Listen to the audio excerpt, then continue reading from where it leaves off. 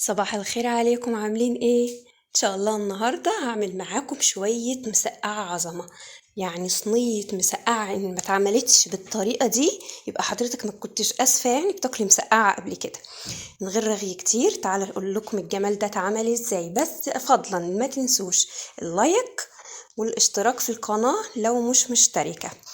واول حاجة طبعا هنجيب البتنجان الرومي بتاعنا ونغسله ونقشره كده، يعني نحوش القشرة من 3 جناب كده اهو، بيكون بالمنظر ده. وبعد كده هنقطعه يعني تقطيعة كده هلال سمكه متوسط. ما ترققيش البتنجان قوي علشان خاطر ما بيبقاش حلو، بيتحرق بسرعة. هنضيف عليه بقى معلقتين من الملح علشان خاطر انا هقلب الخليط ده كله كده مع بعضيه، وهركنه بقى على جنب علشان خاطر البتنجان ينزل لي المرارة بتاعته، وكمان يساعد انه ما يشربش زيت. وتابعي الفيديو للاخر لانه كله تركات، وهقولك ازاي تطلعيه مقرمش وما يشربش زيت. تعالي بقى نحضر الصلصة لحد ما البتنجان بتاعنا يتصفى. انا بحب اعملها في صينيه بتاخد تبقى واسعه كده وتاخد براحه، تنزلي فيها بزيت ومعلقه كبيره من الثوم المفروم. اثناء بقى ومن هو بيتشوح كده اروح نازله عليه بنص قرن فلفل اخضر، حامي يا جماعه او حار، ده بيدي بقى ريحه جميله. يتشوح بس يا دوبك كده ريحته تظهر، وتومتي لسه برضو اللون الفاتح بتاعها وهتغمق منك عشان ما تتحرقش. تروحي بقى مطفية الكلام ده كله بشوية من الخل. تخلي بقى يديها شمخة ويخلي الريحة فظيعة، ويديها تطعيمة أقوى عن ما بيتحط بعد كده، عشان في ناس بتضيفه بعد كده. هنزل عليهم بقى بربع كيلو من الطماطم المبشورة بالمبشرة، او الافضل تقطعيها مكعبات، بلاش تضربيها في الخلاط لان ده بيدي طعم وده بيدي طعم. حاولي بقى تبهري صلصتك، معلقة كبيرة من الملح، معلقة كزبرة، معلقة كمون، وبس كده. ما تحطيش اي حاجة تاني ما عدا يعني نص معلقة سكر صغيرة كده عشان تعدلي حموضة الطماطم. تعالي بقى نقلي الفلفل. انا بقلي الفلفل اهو، بس ما تنسيش الفلفل اللي هو القرون ده تفتحيه كده تشقيه علشان خاطر ما يفرقعش اول ما ينزل الزيت. وفلفل رومي، نص كيلو من الفلفل الرومي مقطعاه مكعبات زي ما انتوا شايفين كده. انا الحاجات اللي مش مهمة ما برضاش اجيبها لكم في التصوير علشان ما تملوش مني، وكمان عشان ما ضيعش وقتكم. بعد بقى انا هسيب كده الفلفل بتاعي يعني يتقلي، بس برضو ما ياخدش لون قوي.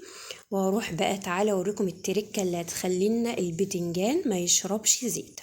ادي البتنجان اهو غسلته بعد ما صفيته، اتغسل وصفيته من الملح اللي انا كنت حاطاه. هاتي بقى كيس وحط فيه 4 معالق من الدقيق.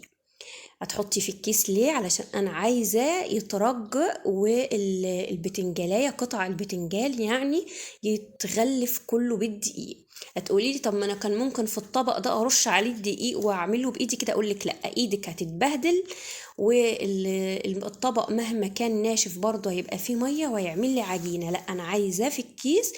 هتاخدي تغليف احسن لكل حاجه، لكل قطعه يعني، وفي نفس الوقت مش هتبهدلي الدنيا وهترمي الكيس.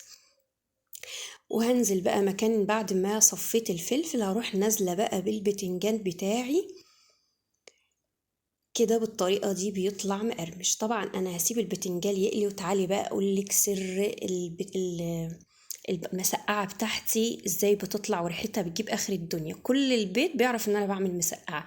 تجيبي بقى الهون وتجيبي فيه فصين توم وربع قرن فلفل اخضر، ودقيهم بقى. حطي عليهم رشة من الكزبرة ورشة من الكمون ورشة فلفل أسمر ورشة ملح بسيطة، ودقي الكلام ده كله وروحي نازلة بيه بقى على صلصتك. يا على الريحة والله العظيم، اللي يعني لو حد بيخبط تحت كده، أنا قاعدة في الرابع، البيت كله ال4 أدوار كلهم بيعرفوا إن أنا بعمل مسقعة من ريحتها. سيبيها بقى هنا ت... يعني بتاع التومة تطيب كده مع تسبيكة الصلصة.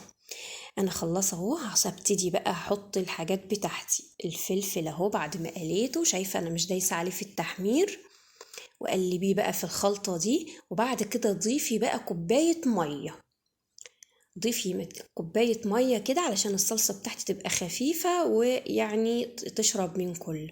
وادي البتنجان رجعت له تاني اهو، شايفه بقى، شايفه لون البتنجان مقرمش بيعمل صوت في الطبق. انا لولا اني بسجل الصوت على الفيديو كنت سمعتكم ازاي البتنجان بيقرمش كده وبيعمل صوت. شايفه انا بعمل فيه بالمعلقه، لا تكسر ولا تهرى ولا حاجه. البتنجان بيبقى ليه شخصيته يا جماعه. شايفه، تسيبيها بقى تشرب 10 دقايق كده على البوتاجاز مع بعضها، والمكونات كلها تختلط مع بعضها. والله يا جماعة أطعم مسقعة هتدوقوها، وبألف هنا وشفا على قلوبكم.